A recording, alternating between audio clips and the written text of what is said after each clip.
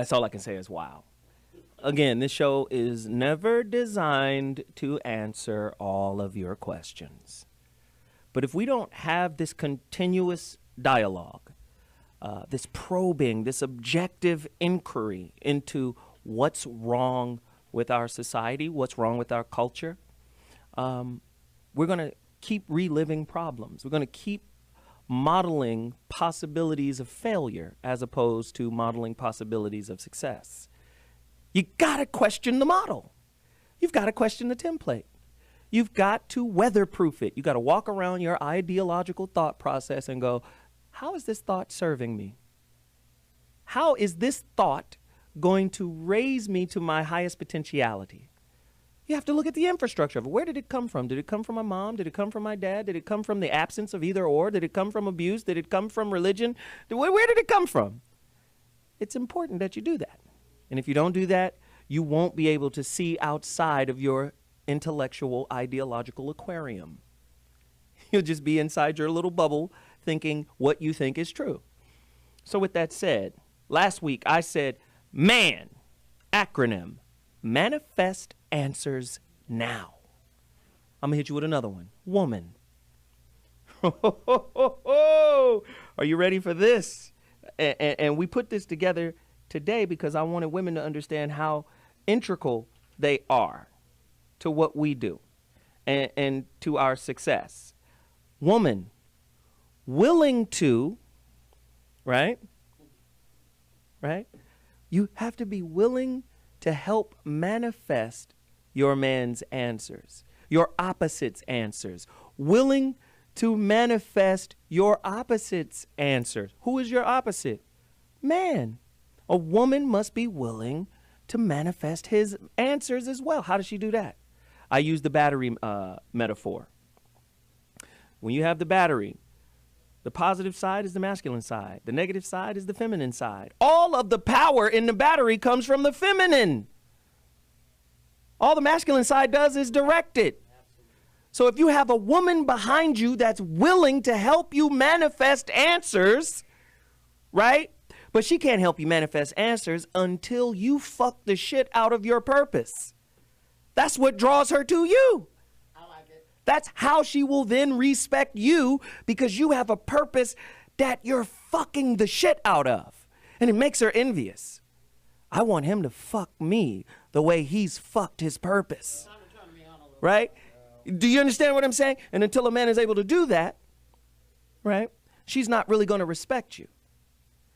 This is how you attract women who want to take care of you as opposed to one that wants to lift you up. See, sometimes women will just nurture and mama, right? So this dude is down on his luck. He's this, he's that, and I want to help him, but not from a space of I want to help build him.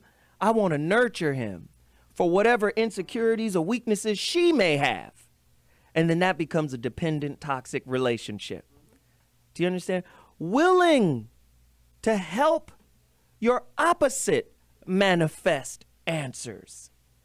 When a woman believes in a man, he tends to rise. And then leave and go get a white guy. Well, no, not necessarily. And I have to say this to my men, to my brothers out there. Any male that serves the cause of anyone that seeks to oppress, limit, govern, or abuse you, you render yourself by participation a boy, a pseudo-man. It's too many brothers out there towing the line, going along to get along, not willing to rock the boat. Masculinity, by definition, rocks the boat. I'm gonna learn what I need to learn, and then I'm gonna go do me. If you're afraid to speak up on injustice, you're a boy, not a man. If you're afraid to lose your job, if you're afraid to lose that pension in the face of something that is wrong, that is unjust, you are a child. You cannot call yourself a man. And as long as you're in this space, women will be attracted to you from all walks of life, whether you're married or not. Your purpose is the reason you are called man. It's the reason she finds you attractive. If you don't have a purpose, you don't deserve a woman. And if you do have a purpose and you haven't mastered that purpose, you don't deserve a woman. She will help you get where you need to go if you're totally invested in the purpose. If you just about her pussy, her time, her intimacy, that's going to get old fast. But if she finds you attractive because your purpose is bigger than your circumstances, your purpose is bigger than the weakness of the community or the household you came from, now she has something to believe in. And remember, all thought is creative, right? So if she's believing negatively about you, now the relationship breaks down. Now, to wrap this up, when you are in your purpose, when you are 100% connected to who and what you are, there's no need for trust in your relationship. See, you trust in things that aren't self-evident. That's why you say, I'm going to trust you. I'm going to trust you now. I don't know 100% if you're going to be able to come through, but you know what? I'm close enough now to think I can trust you. It's not self-evident. But when you are living the truth is self-evident. Most men are liars, and we lie through bravado and behavior. Right? Most men can't articulate what they need to say to a woman. So what do? I'm going to use my behavior to articulate what I want to say. But I never articulate my intention. Right? I'm going to do what is required to get to the touchdown. The touchdown in my mind is that little momentary second of escape. That's for most men. Exceptional men don't do that.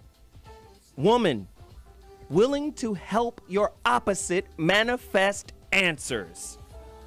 Get in alignment with that, and we'll see what happens next in your relationships. I'm Zoe Williams, and that's my final thought.